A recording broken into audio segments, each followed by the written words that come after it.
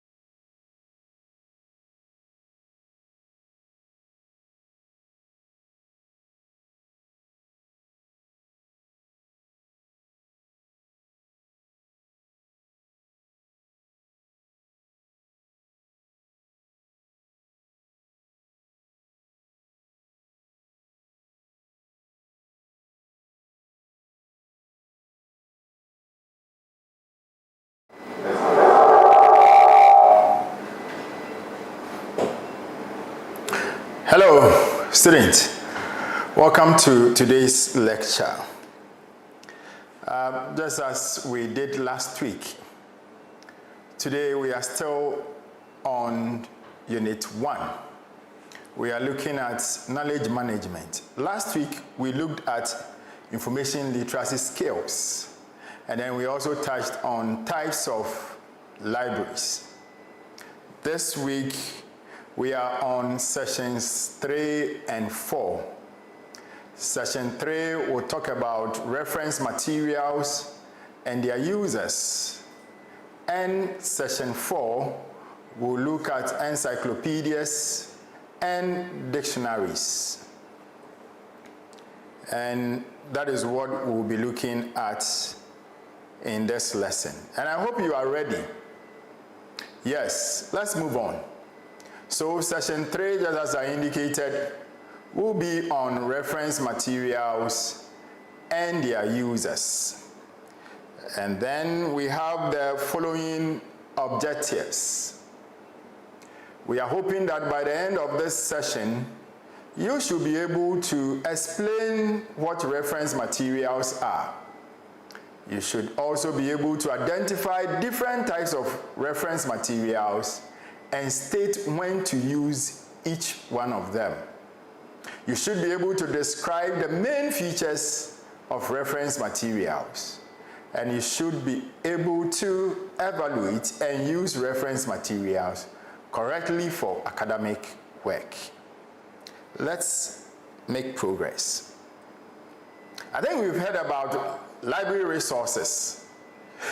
Library resources include general reference books such as encyclopedias, dictionaries, atlases, and directories. We also have textbooks in various subject areas, novels, periodicals such as journals, newsletters, bulletins, and newspapers. Others include electronic resources which may be stored on compact disc or CDs. Other external storage are also available at the library. Now we have print and non-print materials also available. Now I want to look at library reference resources. When we talk about library reference resources, they are generally categorized into two main groups. We have the directional tools and then source type resources. Take note of that. When we talk about library reference resources, they are generally categorized into two. We have the directional, that is search tools, and then source type resources. Okay, so we'll touch on the first one, which is the directional search tools. Okay, so you may call it either directional tools or search tools. We are saying that these are resources that guide or direct users to other materials where information can be found. They do not contain the actual information in themselves, and that is what you have to take note. For example, bibliographies, indexes, and abstracts. These are directional or search tools. The second one that I mentioned is source type resources. These are resources that contain the actual information required by the students. Examples include dictionaries, encyclopedias, journals, and thesaurus. So we'll look at them one after the other. So now let's look at other reference materials as well. When we talk about reference materials, what do we mean? You should be able to define what reference materials are. So in this presentation, we are saying that reference materials are also known as reference sources. They contain facts that have been gathered from many sources and organized for quick and easy access. I hope you've gotten the definition for reference materials. All right. There's another definition by ILT 2004. ILT says that reference sources are documents that contain information on any topic, whether related to an event, a person, or a subject area. So take note of ILT's definition of reference materials. For this course, only a few selected examples of reference materials will be looked at. But before that, let's look at the characteristics of reference materials. How do you identify a reference material? One, you can identify by reference material, one, by means of knowing that they are meant to be consulted within the library and are usually labeled reference only, not to be taken out, or not to be borrowed. So if there is any material that is labeled with any of these, then you have to know that they are reference materials. Secondly, they are not intended to be read from cover to cover, but they are consulted, they are supposed to be consulted for specific information. Thirdly, they are housed in a separate sections of the library, such as the reference section. Okay, so these are the characteristics. Others include the fact that they are revised periodically to keep up with current information and recent development. And then libraries usually purchase one copy, or in rare cases 2 copies or a set, because reference materials tend to be expensive, and that is what you have to have in mind. Now I want to look at how reference materials are arranged. Arrangement of information in reference materials. I think you have them in your books, that is in your models. Let's go through them one after the other. We are saying that information in reference books or sources may be arranged in the following ways. The first one is the fact that they are arranged alphabetically, as found in dictionaries and encyclopedias. They are also tabular arranged, which means that they have been arranged in a table format, commonly used in mathematical and statistical works. We also have regional arrangement, as seen in maps and atlases. The next one is that they are chronologically arranged, as seen in history books and texts such as the Bible. The fifth one is the fact that they are classified, or they are classified arrangements where information is organized according to specific features and characteristics. Okay, and they are found in bibliographies and directories. Okay. Now the information is that although some of these materials may be electronic and provide easy and immediate access, others require subscription for accessibility, often due to security and economic reasons. And you must understand that. Okay, some of them are not for free. You need to subscribe to them before you can access them. For example, scholarly electronic journals are typically subscribed to by individual libraries and through consortia, such as the Consortium of Academic and Research Libraries in Ghana and the South African National Library and Information Consortium. Okay, so these consortiums come together and then subscribe to some of these materials. Now we want to look at how to evaluate reference materials. How do you evaluate? Okay, you can evaluate reference materials in so many ways. So we are saying that reference materials are prepared for specific audiences and specific purposes. Therefore, it is important to assess each reference work according to one's information needs. Okay, and you have to do that.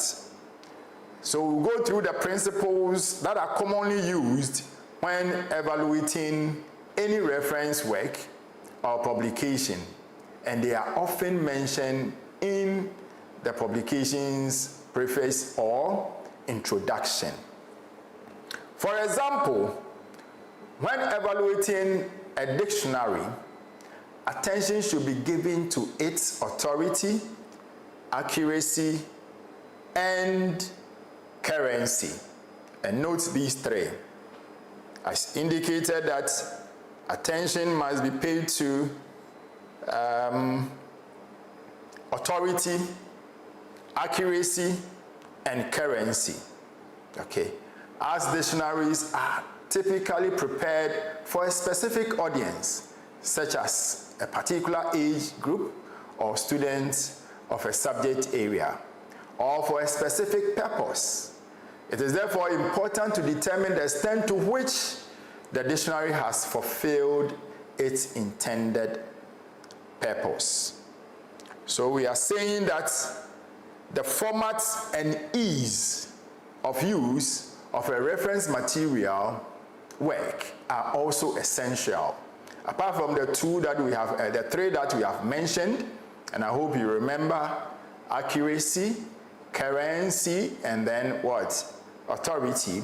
We are also saying that format and ease of use are also very, very essential in evaluating reference materials.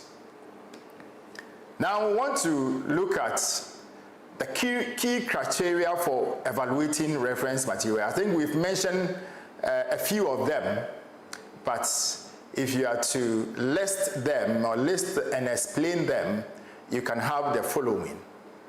Okay, so we can evaluate reference materials, one, by authoritativeness. Okay, and in looking at authoritativeness, you have to look at qualification of the author, editor, or contributor. These qualifications are very, very important. The publisher's reputation is also an important factor to consider. Okay, and they all come under authoritativeness. Now the next one is date and edition. You have to check the publication dates and edition to ensure the information is accurate and relevant. The next thing to consider when you are evaluating reference materials include the scope of the work. The preface usually introduces the authors and explains the purpose of the publication. So you have to read the preface. Okay. The organization of the content is also very, very important. The symbols, the abbreviations, and the special features. Okay. The scope also includes geographical coverage, language, and period or time. We also have to consider the comprehensiveness of the material. How comprehensive is the material? And this one, in dealing with this, you have to look at the depth or extent of coverage of the topics or issues discussed in relation to the needs of the intended audience. And then you also have to look at accuracy. And I think I mentioned accuracy in the first or the introductory aspect to this presentation. Okay, so accuracy. In ensuring accuracy, you have to verify the authenticity and correctness of the facts presented in the reference materials. Okay, so these are the key criteria for evaluating reference materials. And I think we have looked at the following in this session. We looked at definition of reference materials. We also looked at types of reference materials. That's where we saw directional tools or search tools, and then source type resources, okay? And then we also look at the characteristics, okay, of reference materials. And we indicated that they are meant to be consulted in the library, not to be read cover to cover, okay? And these are the things that we discussed. We also said that they are usually housed in a separate reference section, and then they are periodically revised and updated. Okay, and then we also said they are in limited copies at the library because of their cost implications. Okay, and then coming to how they are arranged, we said that reference materials are arranged alphabetically in tabular format, regional format, chronological format, classified, and then electronic reference materials. And these are the things that we look at. And finally, we looked at how to evaluate reference materials. And in doing this, we said you have to consider the authoritativeness, the dates or edition, the scope, the comprehensiveness of the material, the accuracy of the material, the formats, and ease of use of the material. Okay, so my final words are that evaluation of reference materials ensures that the material meets your information needs and it is suitable for your intended purpose. And that brings us to the end of session 3. Now we want to zoom into session 4. Session 4 talks about encyclopedias and dictionaries. So we want to go straight to the point and define what encyclopedia is. I hope you've heard about encyclopedia. Okay, so we are saying that an encyclopedia encapsulates and organizes the world's accumulated knowledge. It serves as a source of answers to a wide range of questions and contains extensive information on many branches of knowledge. Okay, and that is very, very important.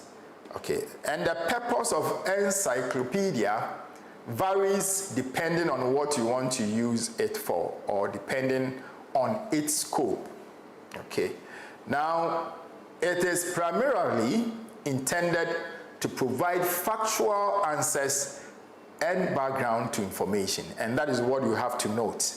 That is why I have highlighted that information red.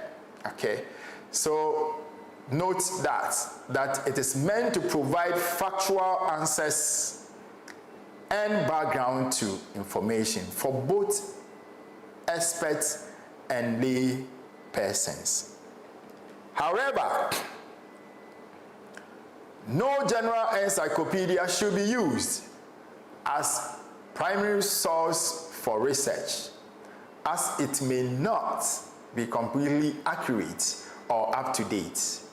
Important facts should always be varied using other sources. Okay, so we expect you to use other sources in addition to the encyclopedia. Okay. On the other hand, specialized encyclopedias may offer more accurate and current information.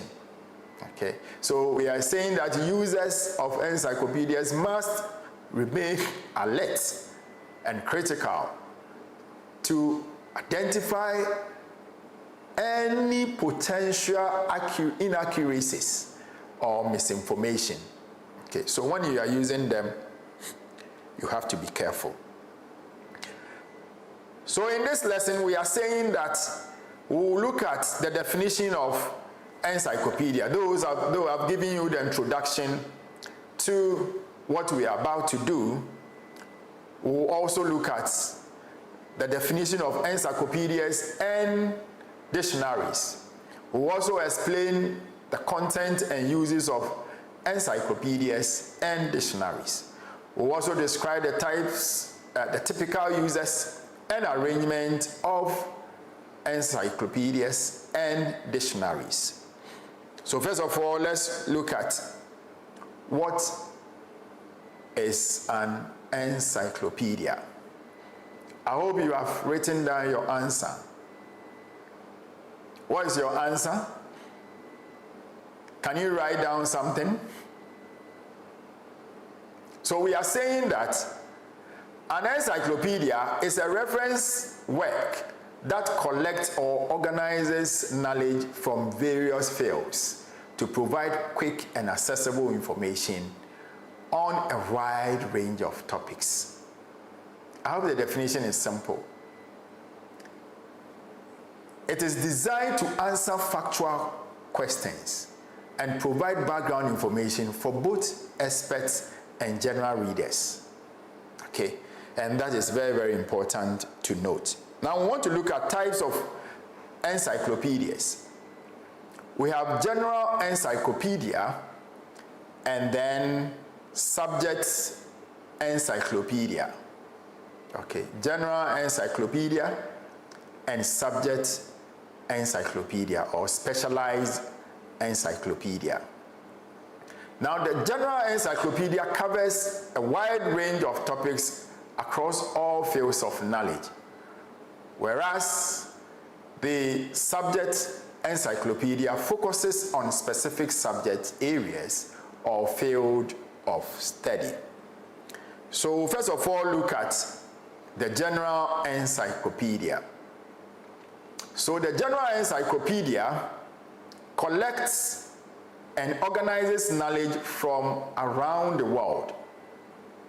It is a big task, so it may not include everything, but it covers the information that is most useful to readers, and that is very, very important to note. A good general encyclopedia can answer most questions except those about local or very recent events. Okay, and you have to note that they may not answer local or very recent events.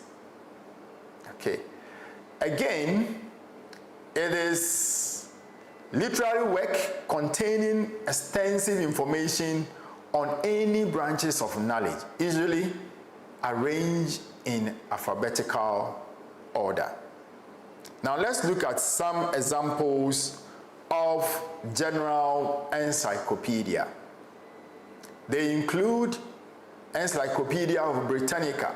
I think you've heard about this encyclopedia, right? We also have Encyclopedia of Americana. And then we also have World Book Encyclopedia. These are examples of general encyclopedia. Now let's look at subject or specialized encyclopedia. They are encyclopedias that's reference work that provides comprehensive information or topics with specific field, okay, within a specific field or discipline, unlike a general encyclopedia, okay, which covers a wide range of subjects. Okay, so note the difference between specialized or subject encyclopedia and then general encyclopedia. Specialized ones is a reference work that provides comprehensive information on topics within a specific field or discipline. And that is very, very key. Now let's look at the characteristics of encyclopedias. One, it focuses on a single discipline. That is the specialized one, okay, not the general one. We are looking at the specialized one, okay. One, it focuses on a single discipline, which means that it concentrates on a particular area of study, such as science, social science, education, accountancy, management, or philosophy. An example of specialized encyclopedia include Encyclopedia of Philosophy, which focuses solely on philosophical concepts, thinkers, and theories. And I hope I've given you an example of specialized encyclopedia. They are also structured and detailed entries, or they have structured and detailed entries. And we are saying that each entry explains concepts, terms, biographies, theories, and historical developments relevant to the subject area. Okay, and it often includes references, illustrations, charts, bibliographies to support deeper understanding for its readers. The next characteristic is that it is very useful.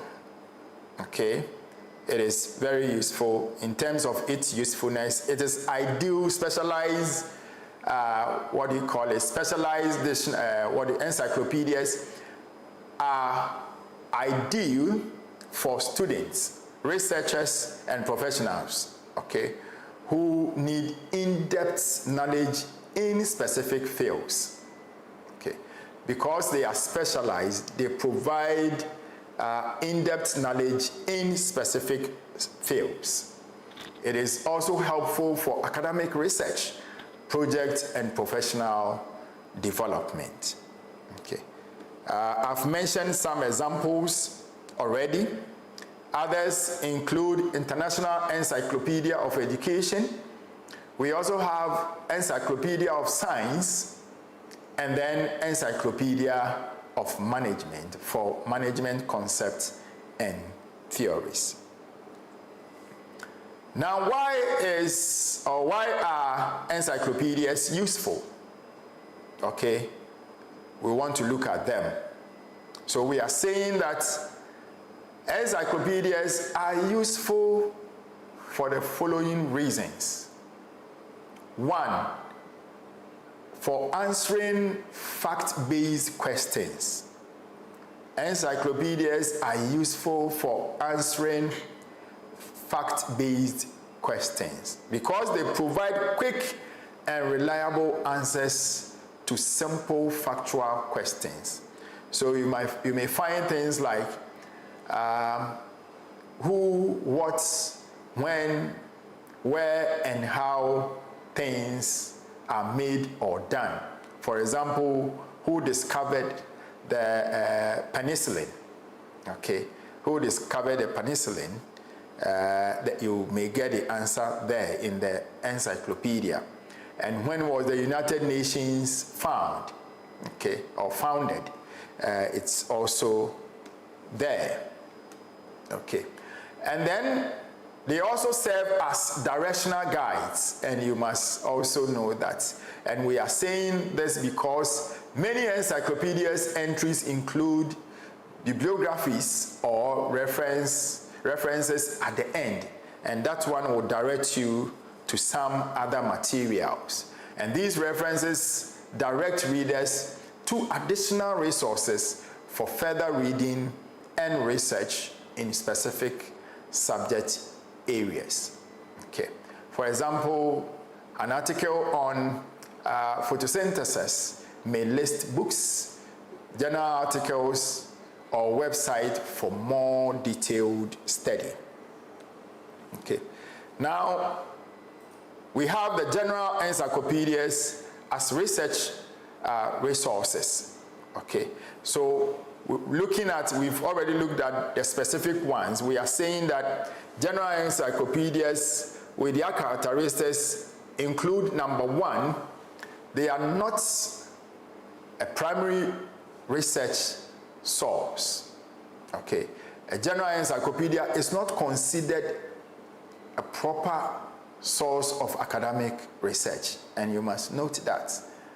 It is mainly a starting point, unlike a specific encyclopedia, okay, or a springboard to get a basic understanding of a topic. Okay, so this is the first characteristic of general encyclopedia. It is also limited in terms of accuracy and currency, okay, limitations of accuracy and currency. So general encyclopedias may not always be completely accurate. Some information may be out of date, especially in fact-changing fields like science and technology. And then thirdly, we are saying that there's the need for verification.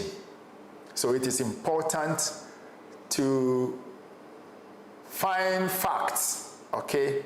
To find facts when you are looking for information in the general encyclopedia, you must double check your facts in other reliable sources, such as academic journals, books by experts, and then credible online publications.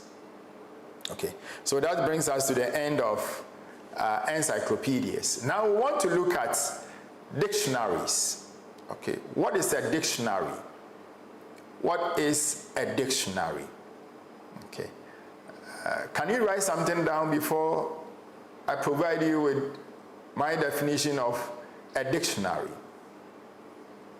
All right, so let's move on. A dictionary is a reference book that lists the words of a language, usually in alphabetical order. It provides information about these information, okay? Or it provides information about these languages. This information may include meanings of words, spelling, punctuations, grammar, and then pronunciation, okay? Pronunciation. And so we'll look at the types that we have. We have mainly three types of dictionaries. We have the general dictionaries, we have the subjects or special dictionaries, and then we have the thesaurus. You might have heard about the thesaurus. Okay, so we'll take them one after the other. So we want to look at the general dictionary. We are saying that a general dictionary provides information on spelling, meaning, pronunciation, and syllabication of words. Okay, and they provide information as to how the word is broken down. Okay, however, not all dictionaries can include all these features comprehensively, so please note that. Okay, in addition to basic word formation, a general dictionary, usually arranged in simple alphabetical order, may include etymology, okay, major place names, and important personal names drawn from history and mythology and the Bible. Okay, so please note these. They are very, very important. It may also contain foreign words and phrases, synonyms and antonyms, abbreviations, and general slang terms, which are usually clearly marked. Some dictionaries include other types of information. Most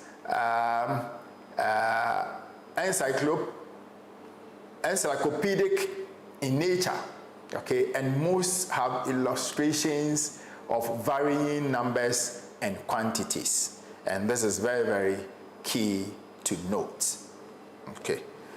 Now, A good historical dictionary also indicates the first recorded use of a word, thereby identifying its origin and providing evidence of what are often referred to as first facts. First facts. Okay? And we are also saying that a dictionary should be used not only to look up unfamiliar words, but also to clarify words we believe we already know. Such words are often understood imperfectly, and there is a strong likelihood that student writing will reveal inaccuracies and misuse of these words. For example, a student may think they understand the word affect or affect, and they use it interchangeably with effect in writing. However, in dictionary, okay, affect is usually a verb meaning to influence, while effect is commonly a noun meaning a result. Okay, so it is important to use the dictionary to find words that you are not sure of their spellings. Okay. Now I want to look at scope of dictionaries. Scope of dictionaries. People often think dictionaries belong to only one type. No, this is not true. Dictionaries cover many areas of interest and are usually grouped into a few main categories. Okay, into these categories. And so we'll look at some categories. One, permit me to underline for you to see. We have the General English Language Dictionaries, which include unabridged titles, okay? And these are with over 2,650 entries. So please, English Language Dictionary, okay? They have over 2,650, right? Okay, yes, entries, and you must know that 265,000 entries. Please note that. Okay, 265,000 entries. And desk or collegiate dictionaries, they have from 130,000 to 180,000 entries. Okay, so whereas the General English dictionaries have entries of this number, which is 265,000 entries, we have the collegiate dictionary that have between 130,000 entries to 180,000 entries. And these are for both adults and children. Okay. Then we have another type, which is the historical or the etymological dictionaries that show, okay, that show the history of a word from the date of introduction to the present. Okay, they show the history of a word from the date of introduction to the present. Okay. We also have the foreign language dictionaries, which are bilingual in nature, in that they give meanings, okay, of words of one language in another language. Okay, so we call them the foreign language dictionaries, and you must also note that. Okay, now I want to look at usage of dictionaries. usage of dictionaries. So the first usage is that it is used for spelling. Okay, when a word has more than one acceptable spelling, all standard form should be listed so that users may know the ones which are correct. Okay, this usually happen because of the regional differences, and when I say regional differences, you know the US spelling, okay, which we have in color, okay, and then the UK spelling. So when it happens that way, you can use the dictionary to find out. And then we also have the historical or the usage variations, okay, especially the example is that we have the encyclopedia where we have the A, okay, and then in others, the A, you can see that the A is missing, okay, and then we also have the aluminium, okay, and then we also versus this one, okay. So because of these variations, we need to check, okay, using the dictionaries. And then we also have the etymologies, okay, which is history of words. When you talk about etymologies, we are referring to histories of words, where a word comes from and how it developed over time is very, very important, okay? So the etymology typically shows the root language such as Latin, Greek, French, German, Old English, or other languages, okay? So in terms of usage, we can talk about where the word is coming from, to find out where the word is coming from and how it has developed over time, okay? And we are saying that all entries in dictionaries, okay, indicates the etymology of a word by a shortened system in brackets, okay? So you can check where the word is coming from, its roots, okay? Whether its roots is in Latin, Greek, French, German, Old English, or any other language, okay? Then we can also use the dictionary for definitions, okay? So modern general dictionaries usually give the most common meaning of the word first, okay? When there are several meanings, the differences are clearly shown, okay, by numbering each definition, and that is also very, very important, okay? It also provides some information on part of speech. It will tell you whether the word is a noun, the word is an adjective, a verb, and so on, okay, in a separate entries. That one is also indicated. We also use the word, the dictionary to check for punctuations, okay? So dictionaries indicate how words are pronounced. For pronunciation, okay? So if you want to find out how a word is pronounced, okay, you can use a dictionary to check that. So the most common is the dictionary, that's the diacritical system, okay, which is used for this purpose. It uses marks to indicate stress or sounds, okay?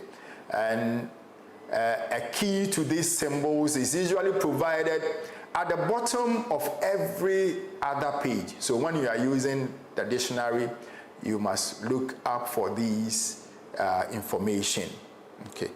Now, we also use it for grammatical information, and one of the most useful features of a dictionary is what we are talking about now, that is its grammatical guidance, especially the indication of part of speech.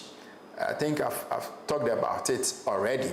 So it indicates whether a word is an adverb whether it's an adjective or the adjective format of it. Okay, so it will give you the adverb format, the adjective format, the plural format or plural form, okay, and then also give you the principal parts of verbs, particularly the past tense, and then the present tense of it, and then whether it is irregular, if this has to do with a verb, whether it's irregular or regular verb. Okay, so it is very, very important to note all these things when you are using the dictionary. Okay, so we are also saying that dictionaries also helps us to understand, okay, certain information, and we have to, when we are using it, we have to be careful. It helps us in identifying the verbs, it helps us in spelling and other things. Now, how to use the dictionary, okay, how to use the dictionary. If you want to use the dictionary, the first thing to do is to understand the prefatory or the prefix, okay, the prefatory remarks, okay, and then you also have to read the pronunciation keys and then choose between alternative spellings and interpret grammatical and regional information, and these are very, very important. Okay, how do you check or how do you evaluate dictionaries? You can do this by checking for clarity, checking for comprehensiveness, accuracy, user-friendliness, including how well a dictionary presents meanings, okay, usage and other useful information. Okay, so students, I believe that you've enjoyed the lesson. In this session, we looked at sessions 3 and 4. In this, we looked at encyclopedias and dictionaries. We looked at types of encyclopedias and dictionaries and content and uses of encyclopedias and dictionaries. We also discussed what a dictionary is, types of dictionaries, content of dictionaries, and scope of dictionaries. We also touched on the arrangement of words in dictionaries and how to use dictionaries. Finally, we touch on how to evaluate dictionaries. And this brings us to the end of today's session.